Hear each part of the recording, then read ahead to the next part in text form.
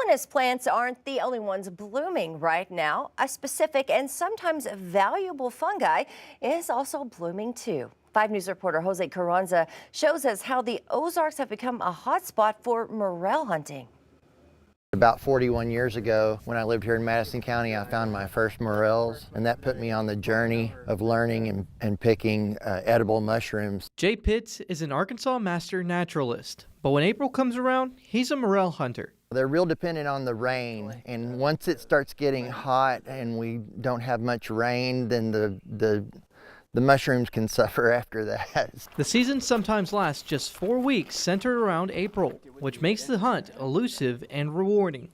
A lot of people describe it as the adult Easter egg hunt.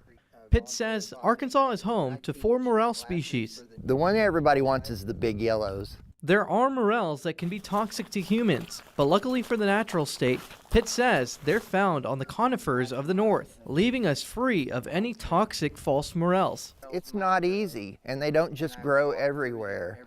A lot of people have searched for years and never found one. So when they actually do find a morel, they're really, really tickled about it. Now, if you're out hiking and looking for morels, you might want to watch your step. You might step on one of these little ones. This is the very best kind of morel habitat you can find in Arkansas.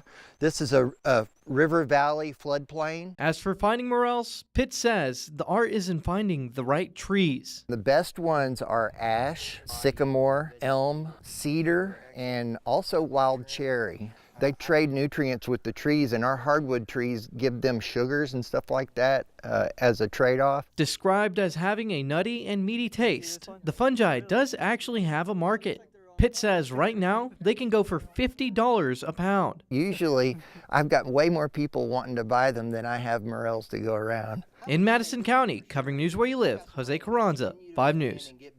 Well, Pitt says morel hunting can be done on private land and says national parks typically allow it as well. Now, foraging isn't permitted on Arkansas state parks, though. And lastly, he says to never consume a mushroom unless you can identify it first.